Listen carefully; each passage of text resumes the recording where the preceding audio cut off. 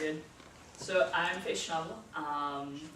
My last name is German, and a lot of people like saying my last name very wrongly, but we'll move on from that. The beginning of my story actually begins before I was even born. My parents were married at a rather young age, and they were trying for children quite frequently, and there was about 7 or 8, for lack of better terms, that did not stick, either miscarriages or stillbirths. So my parents definitely struggled with having children for the better half of their beginning of their marriage. My sister is the only one that actually did stick, for lack of better terms. So in '91 was the last birth that my mom was supposed to have. It was at Easton Hospital, and Joy was born. She was alive for a couple of minutes, maybe a few hours, and just didn't stay. So the doctor at Easton Hospital knew my parents' stories, medical charts, that my mom was just not succeeding with wanting to have a large family. So July 3rd rolls around, and they get a phone call saying, "Hey, we have a baby girl here. Would you like her?" I don't know how legal this is. I'm pretty sure very not. And the doctor can call and be like, "Hey, we have a child. Do you want her?" Doesn't happen quite often. So that's the first step that I've seen God's sovereignty in my life, just that phone call. So later that day, my aunt and my dad came to visit me in the hospital. My mom refused to go. She was like, "I cannot see another child that I can't have until I know." But I went home July 4th, which is my dad's birthday. So I am the baby, adopted baby, and my dad's little girl, nonetheless. My mom to this day will say that I was the hardest pregnancy because it took about 9 months to fully adopt me.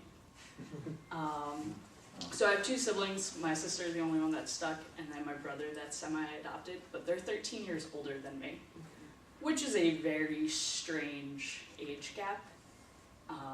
When I was 5, they were 18. So when I was 5, they were getting into trouble and going to parties, and a lot of arguing with parents. So my parents did their best to shelter me from seeing that aspect of life, which kind of brought into an introversion because I just watched my mom and my sister argue all of the time. By the time I was around 6 or 7, my brother was in the Marines and my sister moved out of the house. So I switched into an only child. And around that time, I accepted Jesus into my heart because my best friend down the road did.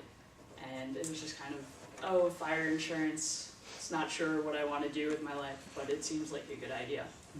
So I was at Christian school, I went to church, accepted Jesus into my heart, but it really didn't mean anything to me. It's because it's how I grew up, it's how my friends were, so clearly then I will be like that. So I lived that way from about 6 to 14 years old. I was a freshman in high school, and all of that shattered. I went to Christian school, and my history teacher told us, if you ever have any doubts, then you're not a Christian.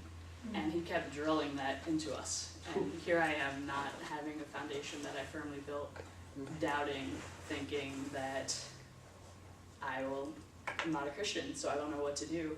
So I lived like I'm not a Christian. I would go to Christian school, I go to church, whatever my life was before, because I didn't build a firm foundation, then I'm not. It took me about a couple months to tell my parents. Just a note, if you ever want to tell your parents something really big and bad, do not tell them Christmas morning. So there was Christmas morning, about 15 years old, and I told my parents, it's like, I'm not sure that I want to be a Christian, but I promise I'll keep the morals because I can at least respect that. So moved on, about a year or 2 later, I went to the church that I talked to the youth pastor, and the first message he had was on doubting and how it's all right to, and I could just see, like, this is kind of where I'm supposed to be, and I felt comfortable because I went 2 years of not knowing what I was with my identity in Christ, but knowing that doubting was all right. So after that message, I went and I talked to my youth pastor, and I talked through him with things. He's told me that it was a great meeting. I have 0 recollection of the meeting. Really good at remembering things, but I have no idea, but it went really well. But I built a relationship with my youth pastor that I was able to go and ask him questions. Later that year, I came to actually really dedicate my life to Christ. I understood what it meant to be a Christian and the relationship that I need for that. So,